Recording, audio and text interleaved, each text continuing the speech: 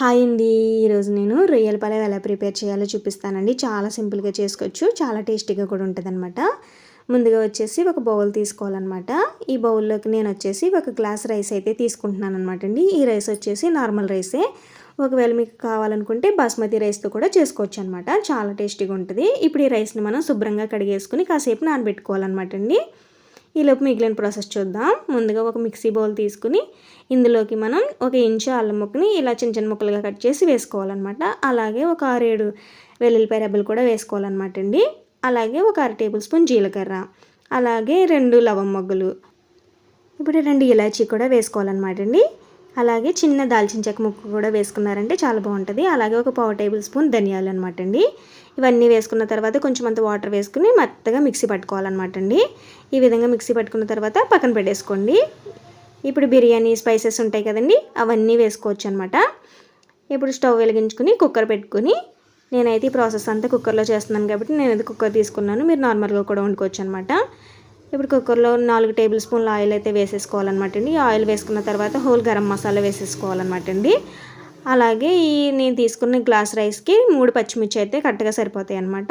అలాగే ఒక ఆనియన్ తీసుకున్నాను అనమాట. ఆనియన్ కూడా ఇలా సన్నగా నిలువుగా కట్ చేసుకుని వేసుకోవాలన్నమాట అండి. ఇలా వేసుకున్న తర్వాత ఇప్పుడు ఇందులోనే ఆనియన్స్ ఫ్రై అవ్వడం కోసం కొంచెం అంత సాల్ట్ అనేది వేసుకుని ఇవన్నీ కాస్త ఫ్రై అవ్వాలన్నమాట అండి. ఇలా ఫ్రై అవుతున్నప్పుడే కొంచెం అంత కరివేపాకు కూడా వేసుకోవాలన్నమాట అండి. ఇలా వేసేసుకున్న తర్వాత ఇలా కలుపుకుంటూ కాసేపు ఆనియన్ని బాగా మగ్గనిచ్చుకోవాలన్నమాట. ఈ ఆనియన్ అనేది మనకి బాగా మగ్గిన తర్వాత ఇప్పుడు ఇందులోకి మనం ఒక టమాటాని ఇలా చిన్న చిన్న ముక్కలుగా కట్ చేసి వేసుకోవాలన్నమాట.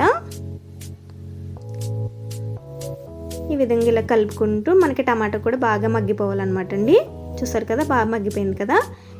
ఇప్పుడు వచ్చేసండి నేను 200 గ్రాముల రొయ్యలు అయితే తీసుకున్నాను అనమాట. ఈ రొయ్యల్ని మనం శుభ్రంగా కడిగేసుకుని ఉప్పు పసుపు వేసి పెట్టుకోవాలన్నమాట. ఇప్పుడు ఈ రొయ్యల్ని మనం ఫ్రై అవుతున్న ఆనియన్స్లో వేసేసుకోవాలన్నమాట అండి. ఇలా వేసుకున్న తర్వాత ఇలా బాగా కలుపుకుంటూ ఫ్రై చేసుకోండి. ఇప్పుడు మనం మూత పెట్టేసి కాసేపు మగ్గనిద్దాం అనమాట. చూసారా, వాటర్ అనేది రిలీజ్ అయింది కదండి. ఇప్పుడు ఈ వాటర్ అంతా ఇంకిపోయేటంత వరకు కూడా కలుపుకుంటూ ఉడికించుకోవాలన్నమాట. ఇప్పుడు ఇందులోనే మనం కొంచెం అంత పుదీనా కూడా వేసుకోవాలన్నమాట అండి. చూసారు కదా, వాటర్ అంతా ఇంకిపోయింది కదండి. ఇప్పుడు ఇందులోకి మనం మసాలా ప్రిపేర్ చేసి పెట్టుకున్నాం కదండి, ఆ మసాలాను వేసేసుకోవాలన్నమాట. ఈ మసాలా అనేది మనకి పచ్చివాసన పోయేటంత వరకు కూడా ఇలా కలుపుకుంటూ మంచిగా చిన్న మంట మీద ఫ్రై చేసుకోవాలన్నమాట. ఇలా బాగా ఫ్రై అయిన తర్వాత ఇప్పుడు ఇందులోకి కొంచెం పసుపు, అలాగే 1/2 టేబుల్ స్పూన్ కారం అయితే వేసుకోవాలన్నమాట అండి.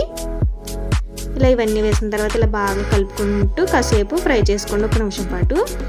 ఇప్పుడు చక్కగా ఫ్రై అయిపోయింది కదండి. ఇప్పుడు ఇందులోకి మనం 1 గ్లాస్ బియ్యానికి 2 గ్లాసుల వాటర్ అయితే వేసుకోవాలన్నమాట. నేను తీసుకున్న 1 గ్లాస్ రైస్కి 2 గ్లాసుల వాటర్ అయితే వేసేసుకున్నాను అనమాట. ఇప్పుడు ఇందులోనే మనం రుచికి సరిపడినంత సాల్ట్ అనేది వేసుకోవాలన్నమాట అండి. ఇలా వేసుకున్న తర్వాత ఇలా ఒకసారి బాగా కలుపుకుని ఇప్పుడు ఇందులోనే మనం ఒక అరచెక్క నిమ్మరసం కూడా వేసుకోవాలన్నమాట అండి. ఇలా నిమ్మరసం వేసుకోవడం వల్ల మనకి చాలా టేస్ట్ అయితే వస్తుంది అనమాట. ఇలా వేసేసిన తర్వాత ఈ వాటర్ అనేది మనకు బాగా మరగాలన్నమాట. చూసారా, చక్కగా బాగా మరిగింది కదండి. ఇప్పుడు ఇందులోనే మనం నానబెట్టుకున్న రైస్ని వాటర్ లేకుండా వేసేసుకోవాలన్నమాట అండి. ఇలా ఈ విధంగా వేసేసుకున్న తర్వాత ఇలా బాగా ఒకసారి కలుపుకుని ఇప్పుడు మనం కుక్కర్ మూత అనేది పెట్టేసుకోవాలన్నమాట అండి.